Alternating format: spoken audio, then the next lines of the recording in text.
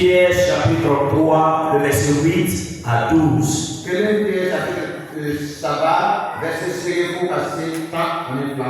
Nous lisons la parole du Seigneur. La version que moi je vais lire, c'est la version parole vivante.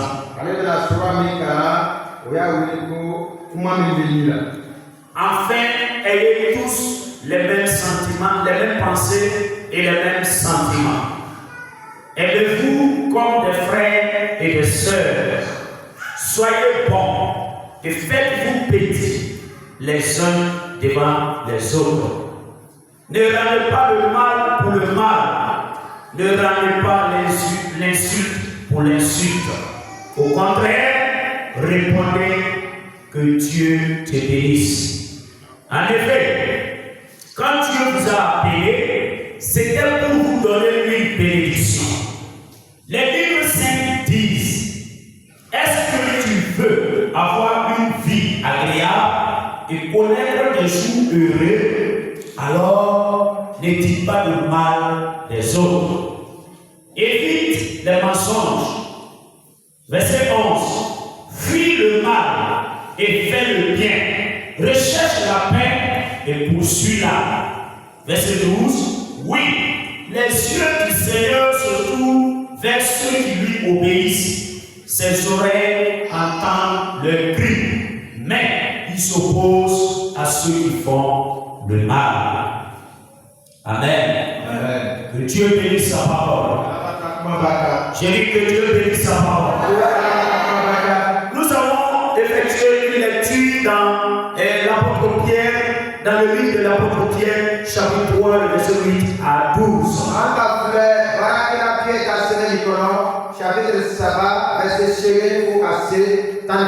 Alors l'apôtre Pierre est l'auteur de ce livre. Il a rédigé vers l'an 60 à 70 après Jésus-Christ.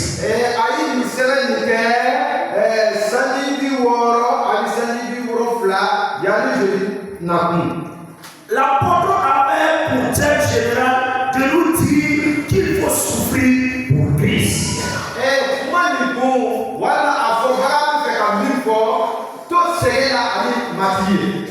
Cette lettre était destinée aux étrangers dispersés dans les provinces romaines. Certains d'entre eux étaient sans doute des convertis lors du jour de la Pentecôte.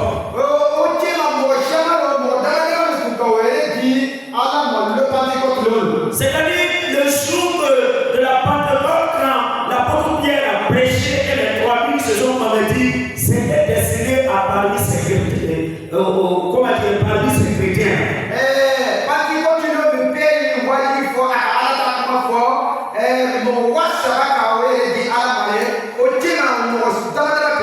Alors le but pour cette lettre, c'était de donner une expérience joyeuse aux chrétiens.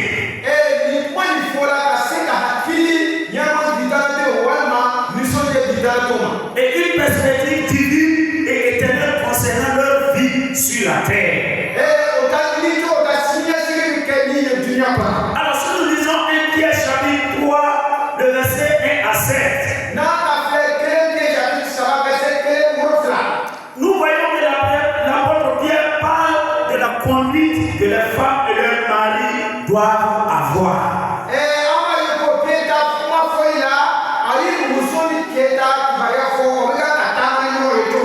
Suite à cela, il va nous parler de la condition chrétienne dans 1 Pierre 3, 8 à 12.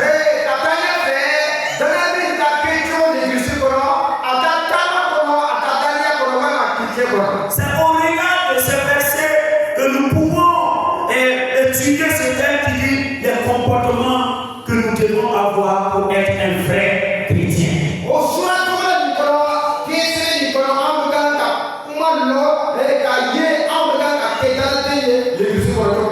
Donc le texte ce matin, les comportements que nous devons avoir.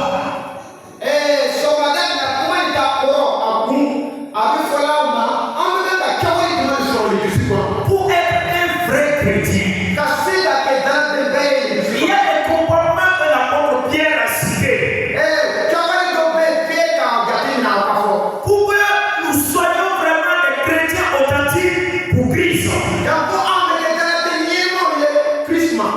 Pourquoi l'apôtre Paul parlait à ce temps-là avec ces chrétiens qui étaient dispersés?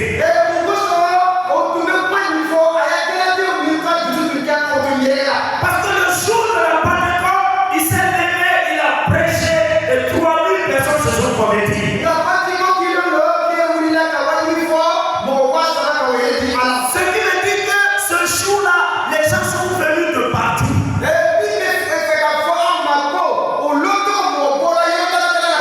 Donc après la fête de Pentecôte, beaucoup sont répartis chez eux. Alors l'apôtre Paul a constaté que beaucoup parmi eux sont en train d'adopter des comportements qui ne sont pas dignes à la volonté de Dieu.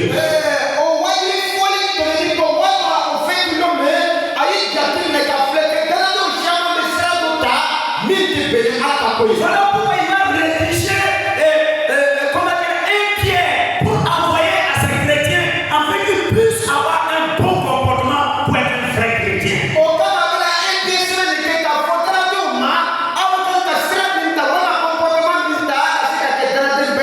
Alors ce matin, nous allons ensemble étudier ce comportement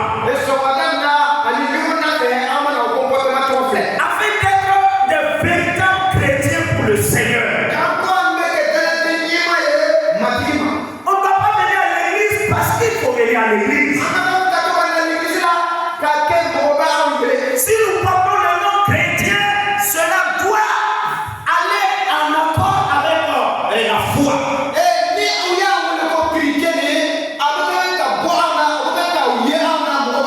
Si nous sommes à l'église, nous avons de bons comportements et au dehors, c'est un comportement contraire qu'on constate.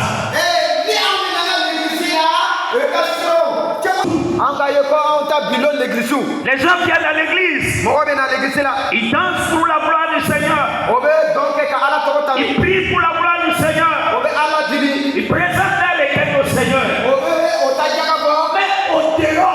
Mais au dehors, c'est une autre personne. C'est une autre personne. Alors, cependant, nous allons voir les comportements de l'apôtre Pierre en parler que nous soyons des vrais chrétiens. Parce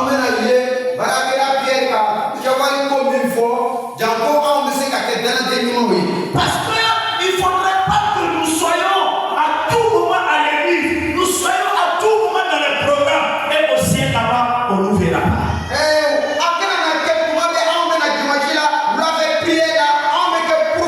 C'est comme ça, nous allons manquer au but. Puisque le Seigneur nous a appelés afin qu'un jour nous puissions nous asseoir avec lui. Pourquoi il a créé ce qu'on appelle le paradis? Le paradis, c'est pour les enfants de Dieu, pour les vrais chrétiens. Le paradis, c'est pour ceux-là qui font la volonté de Dieu. Voilà pourquoi l'apôtre Paul va parler avec les chrétiens dispersés dans la province de Rome et à l'Asie pour leur dire, vous devez vous comporter ainsi.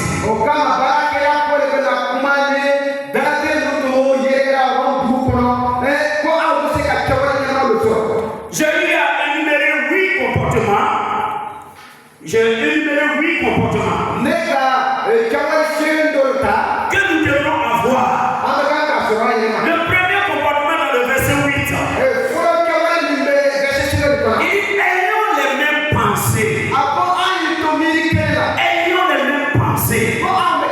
Étant à l'église, dans une seule église, dans la même chorale, dans la même jeunesse, dans le même groupe des anciens, dans le même groupe de même, dans le même groupe des enfants. L'apôtre Pierre nous dit ce matin d'avoir les mêmes pensées. Sans les mêmes pensées, vous ne pouvez pas avancer. Lui il dit c'est bon, l'autre dit c'est mauvais. Comment vous pouvez chérir? Deux personnes ne peuvent pas marcher ensemble sans être d'accord.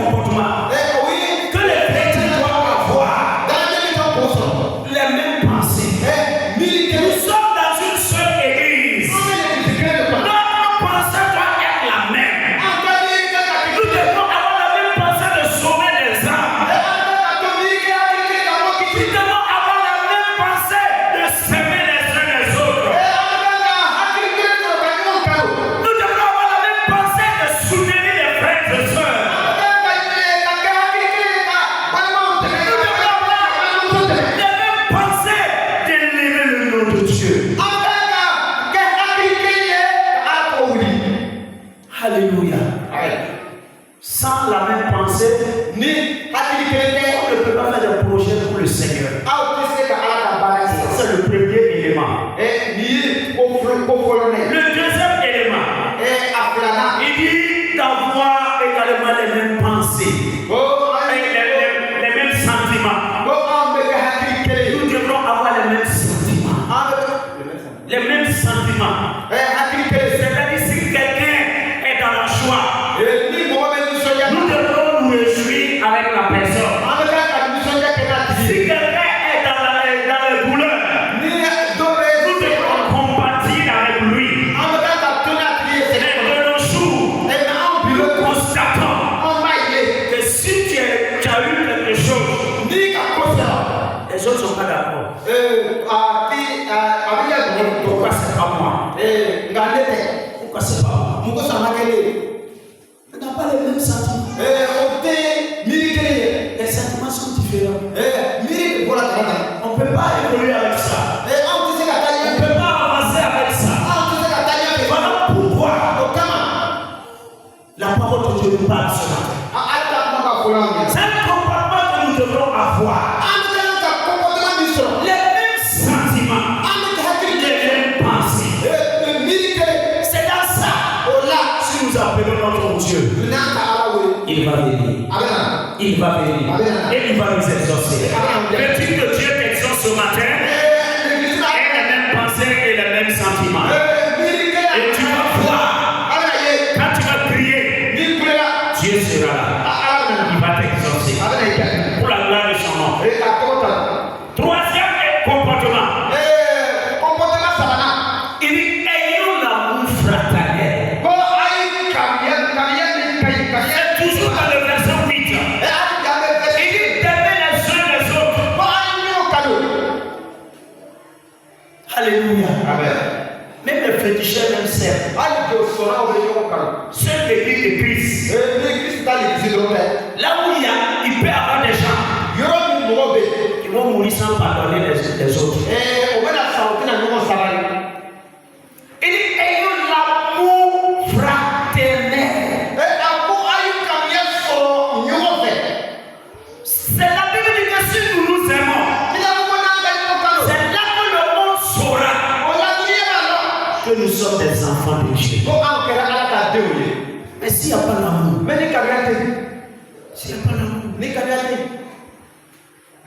on n'est pas différent du monde. C'est dans le monde.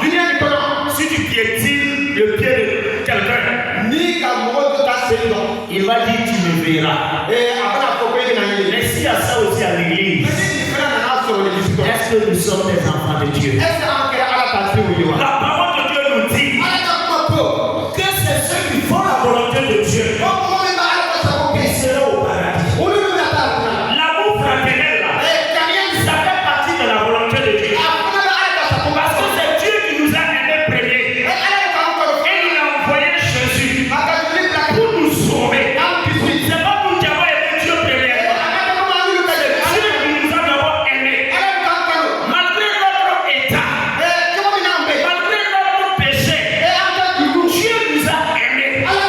Et il a envoyé Jésus pour nous sauver. Et maintenant nous venons à l'église. On ne veut pas voir la tête du prochain. On veut même que l'autre disparaisse. Est-ce que si Jésus avait ce comportement, il allait accepter de venir sur la terre? Non.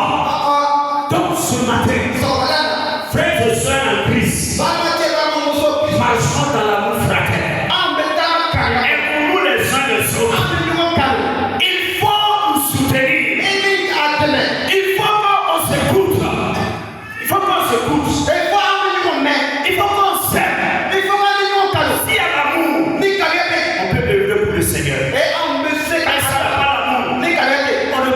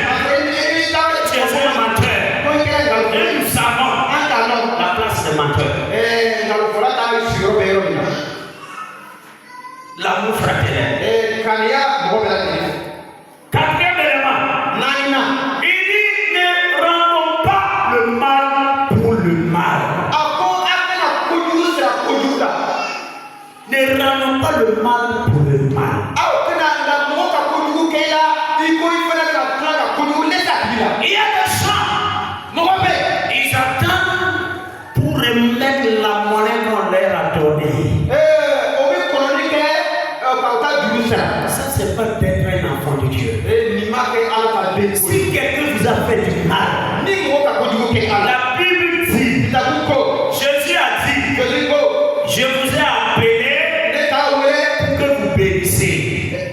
Pour que vous bénissez. C'est pas pour maudire. C'est pas pour détruire. Malheureusement, dans nos églises, il y a des gens, il ne faut pas les provoquer. Si tu les touches, il va te toucher aussi. Alléluia. Alors que Jésus a dit, si on te gifle ici, il faut donner ça là aussi. Docteur, tu vas accepter si on gifle joue droite là, tu vas donner joue gauche là. C'est un message que Jésus est en train de nous dire. Il est en train de nous dire de faire très attention. Alléluia. Si on te gifle, nous ne pouvons pas gifler aussi. C'est dans l'Ancien Testament. Elle pour elle, temps pour temps. Mais Jésus a dit, il faut pardonner. Alléluia. Il faut pardonner. Normalement, dans l'église de Christ, le monde même doit courir vers aller des conseils. Mais malheureusement, c'est le monde qui donne des conseils à l'église. C'est un constat amer. Alléluia. Moi, j'ai fait beaucoup de tournées dans les grandes villes, dans les petites villes, dans les villages.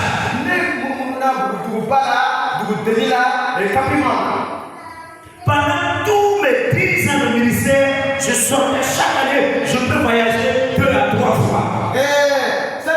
Quand je parcours, je fais des constats amers.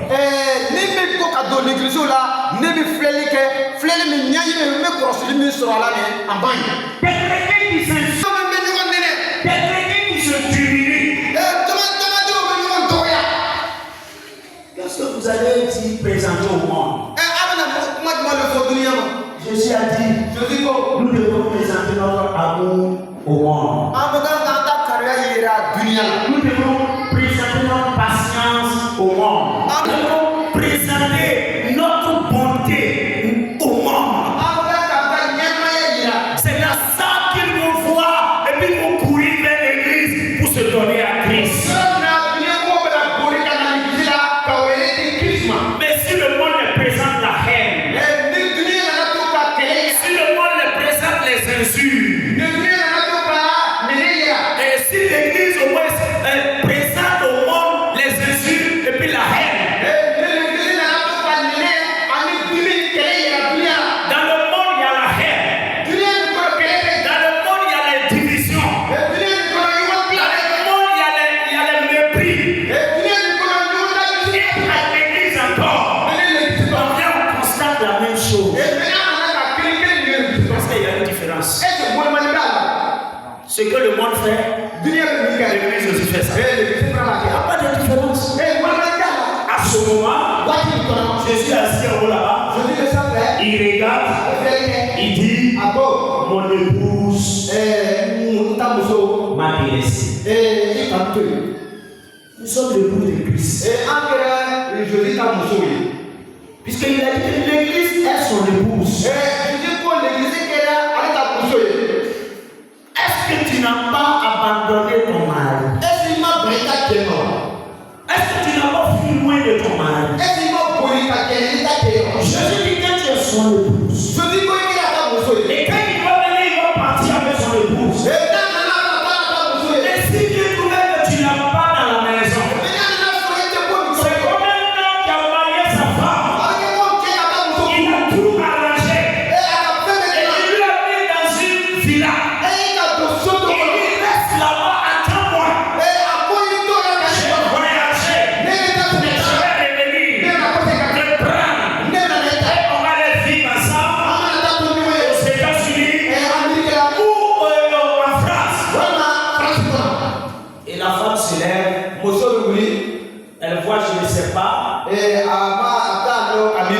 homme de teint noir, un homme de teint rouge, un homme de teint chocolat,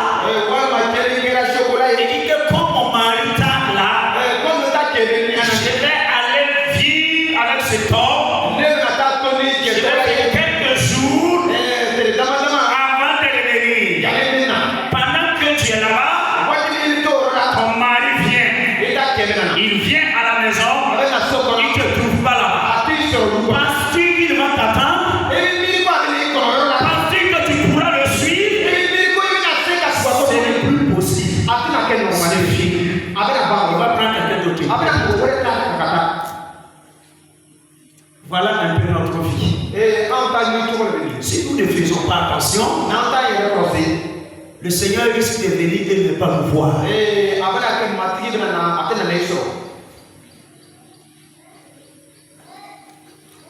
Ne rendons pas le mal pour le mal. Ça c'est le verset 9. C'est bien comportement. Il dit ne parlons pas de mal aux autres. Ça c'est devenu une monnaie courante pour les chrétiens. S'il sort à l'église, il va les joindre l'un l'autre. Et ils vont taper sur ma droite bien. Je suis bien. Un président des jeunes, tu te lèves, tu parles comme ça. Il nous énerve même. Tu es en train de parler mal de lui. C'est un mauvais comportement. Jésus n'aime pas ça. Ou bien c'est le pasteur.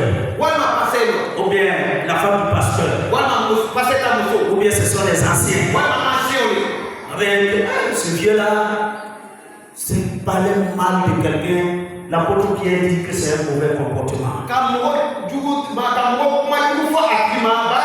Pierre dit que c'est un mauvais comportement. Et si nous faisons ça, nous n'accomplissons pas la volonté de Dieu. Parler mal de quelqu'un, ça va te donner quoi? Si vous parlez mal de quelqu'un, vous êtes en train d'éterniser son image. Vous êtes en train de salir son image.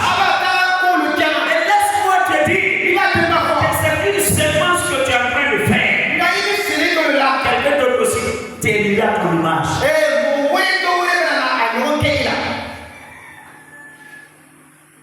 La Bible dit, on va arroser celui qui arrose.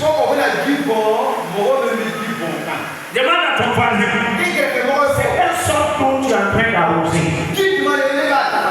Si tu arroses avec de l'eau chaude, ça va t'arroser avec de l'eau chaude. Si tu arroses avec de l'acide, c'est l'acide aussi on va t'arroser. Faisons attention à ce que nous arrosons.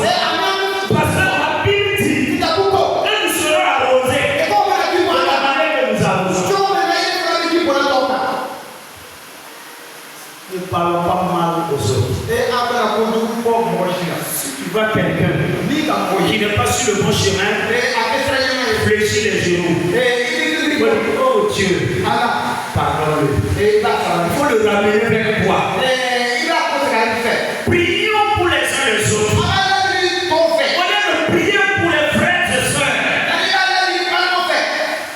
Nous parlons en deux.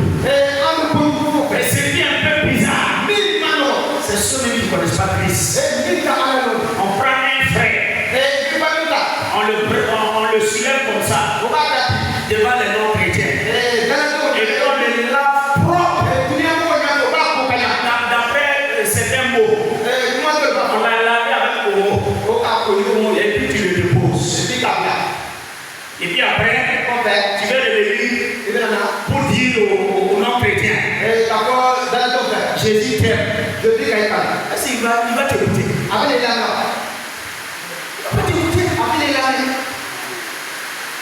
Donc nous devrons faire de telle sorte. Priez pour les uns les autres. Prions pour les uns les autres. Alléluia. Nous devrons prier pour les uns les autres. C'est ce que Dieu nous demande. Sixième élément. Dans le verset 10. Il dit évitons les mensonges. Évitons le mensonge. Le mensonge détruit. Ce que tu n'as pas fait avec tes yeux, il ne faut pas parler.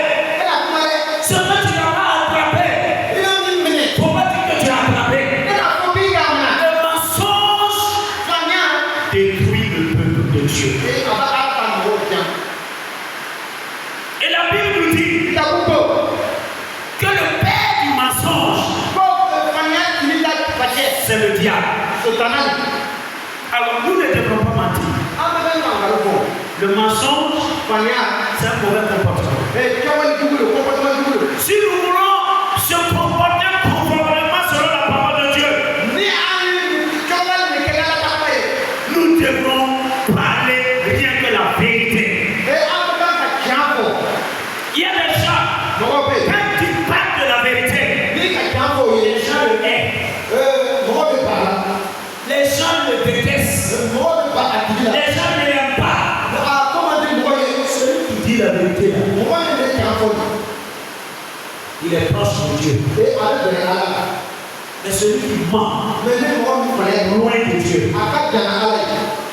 On ne va pas trouver des menteurs à l'église. On doit aimer la vérité. Si quelqu'un vient avec son mensonge, vous lui dites simplement, nous sommes des hommes de vérité. Voilà pourquoi, des fois je me pose la question. Le chrétien dit que Jésus est en lui. Alors que Jésus lui-même il dit, je suis le chemin, la vie et la vérité. Le chemin, la vie et la vérité qui est ensemble en toi. Tu mens encore. Où est la place de la vérité en toi? Où est la place de la vérité? Où est la place de Jésus en toi? Est-ce que Jésus a une place dans ton cœur? Si Jésus a une place dans ton cœur, il n'y aura pas de mensonge dans ta bouche. Parce que la Bible nous dit que c'est ce qui est plein dans le cœur qui sort de la bouche. Si la vérité est dans ton cœur, on doit entendre que la vérité sort de toi. Et non le mensonge.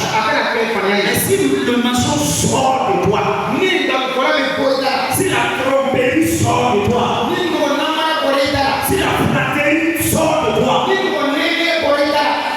c'est que c'est pas Jésus qui est dans le cœur. Soit le cœur est divisé en deux.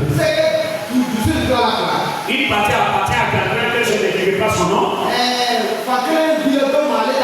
Et que vous connaissez aussi. Et une partie appartient à Jésus. Alors que Jésus ne partage pas sa gloire. Il veut que son cœur appartienne totalement. Donc nous devons éviter le mensonge et pratiquer la vérité. Bien que la vérité, c'est la seule que nous sommes des enfants de Dieu. Si nous parlons dans le verset 11, c'est notre septième élément. Il dit fuyons le mal. Nous devons fuir le mal.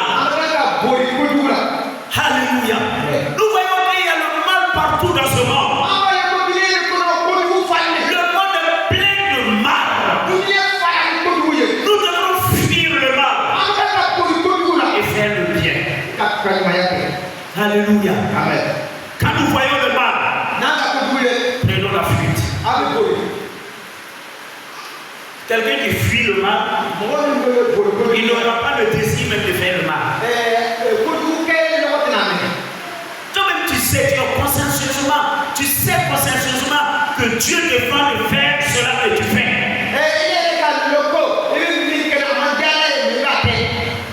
Dieu défend de critiquer, tu critiques. Il dit de fuir le mal. Le mal c'est quoi? C'est les critiques, le mensonge, la fornication,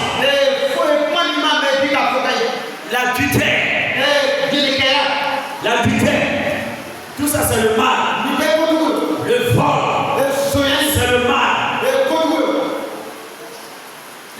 Détruire ton prochain pour avoir la renommée. Tout ça c'est le mal.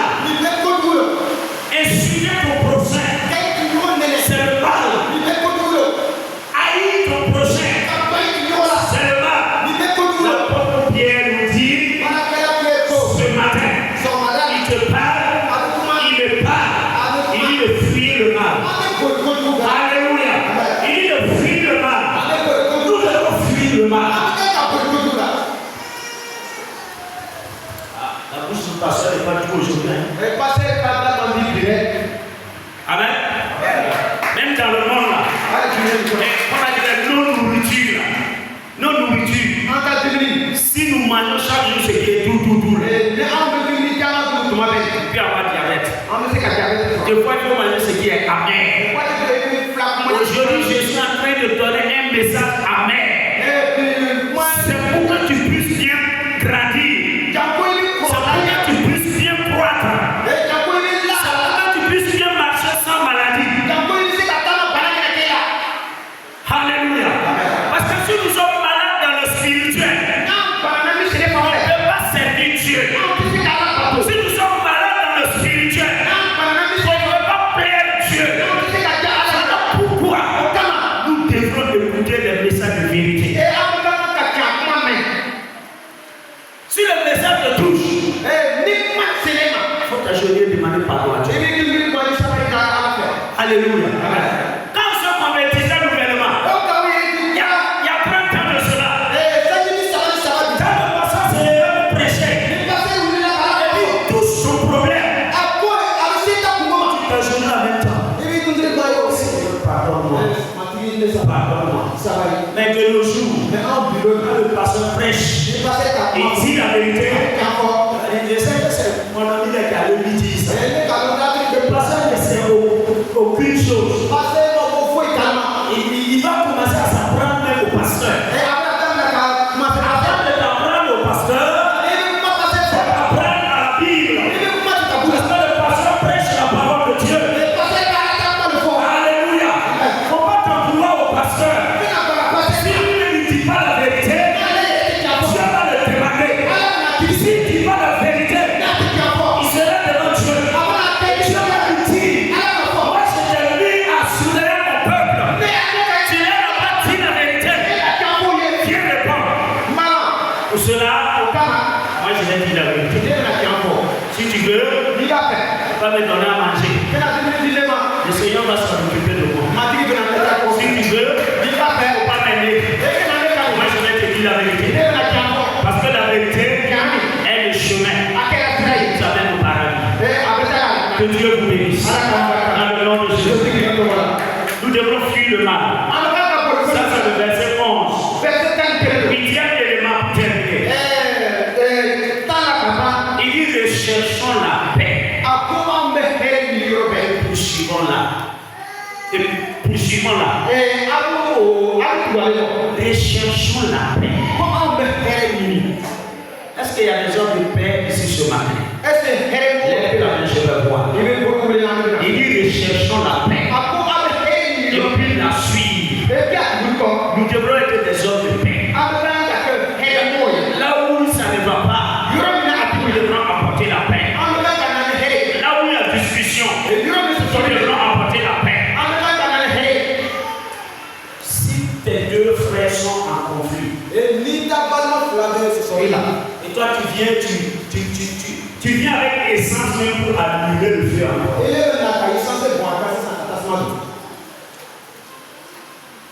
Au lieu d'être un homme ou une femme de paix, il n'y a même pas la paix en toi. L'apôtre Pierre nous parle ce matin. Il dit recherchons la paix. C'est-à-dire chaque jour, rechercher depuis quoi? Peut-être ça n'existe pas. Peut-être c'est caché. Et il te dit de chercher. C'est comme un chemin. Tu pars à quelque part. C'est comme un chemin. Tu envoies la joie. C'est comme un chemin. Tu envoies la victoire. C'est dit, cherche ce chemin-là. Si tu l'as trouvé, il faut marcher là-dessus. Nous sommes devant être des chrétiens de paix.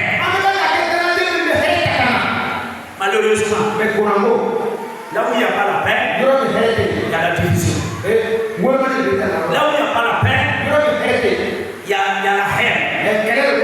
Là où il n'y a pas la paix, il y a le mépris. Lui là, il ne faut pas.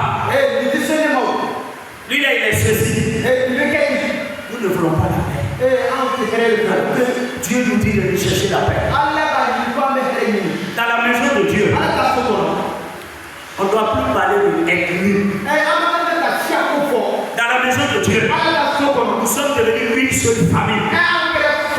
Et si nous voulons la paix, nous devons nous voir comme une famille. Et cette ligne ne doit pas venir influencer notre foi. Dieu n'a pas d'enfant favori. Il n'y a pas ces enfants qui aiment plus que les autres. Non. Dieu aime tout le monde. Dieu aime tout le monde. Dieu aime les cousins. Dieu aime les mossis. Dieu aime les lobbies. Dieu aime les Igbo. Dieu aime tout le monde. Alléluia. Alors donc, dans une église, si nous voulons la paix, si nous recherchons la paix, on ne va même plus parler de ethnie. Non. On n'a pas parlé de ethnie. Nous sommes devenus une famille. Et chacun doit être libre de parler sa langue. Parce que nous recherchons la paix. On doit se minimiser.